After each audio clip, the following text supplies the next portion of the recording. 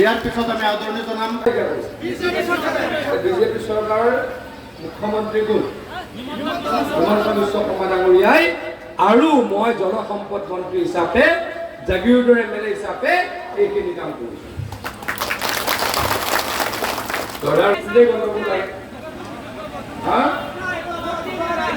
কথাটো দুৰ্নীতি কৰিবলৈ ৰেডি হৈ থকা কেইটাকে ভোট দিব। 1 লাখ টকা টিকট আনিছে, তাৰ ধান্দা কিমান হ'ব? পৰমটো হয়নে? তাৰ পাছত কি কৰিব লাগিব? আৰু 50 লাখ কামাব লাগিব, তাৰ পইচা কামাব। সেইকাৰণে এবাৰ মই কি কৰিম, এই যে আমাৰ ঝাৰগাঁৱৰ পৰা বালি হাতে কবৰি হৈ শিলডুবিলৈকে এই গোটেই 70 কোটি টকা ইতিমধ্যে চেংচন হৈছে। কোনোবাই এইবিলাক কথা ভাবিছিল? এইবিলাক কথা ভাবিছিল নে? আগতে কৈছিলো যে অলপ পানী হ'ব লাগে, তেতিয়া আমাৰ খেতি পথাৰ ভাল হ'ব। বিজেপি, এজিপি, নৰেন্দ্ৰ মোদী, হিমন্ত বিশ্ব শৰ্মা, দিলীপ শইকীয়া, অতুল বৰা, ভাৰত মাতা কি, ভাৰত মাতা কি।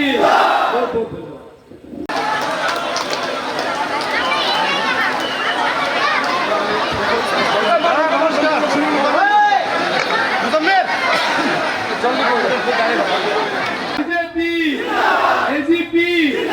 এজিপি, নৰেন্দ্ৰ মোদী, হিমন্ত বিশ্ব শৰ্মা, দিলীপ শইকীয়া, অতুল বৰা, ভাৰত মাতা কি।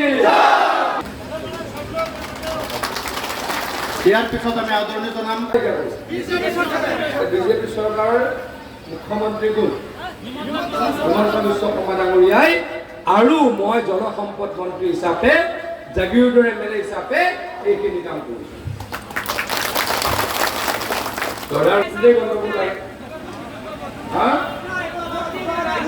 কথাটো দুৰ্নীতি কৰিবলৈ ৰেডি হৈ থকা কেইটাকে ভোট দিব। 1 লাখ টকা টিকট আনিছে, তাৰ ধান্দা কিমান হ'ব? পৰমটো হয়নে? তাৰ পাছত কি কৰিব লাগিব? আৰু 50 লাখ কামাব লাগিব, তাৰ পইচা কামাব। সেইকাৰণে এবাৰ মই কি কৰিম, এই যে আমাৰ ঝাৰগাঁৱৰ পৰা বালি হাতে কবৰি হৈ শিলডুবিলৈকে এই গোটেই 70 কোটি টকা ইতিমধ্যে চেংচন হৈছে। কোনোবাই এইবিলাক কথা ভাবিছিল?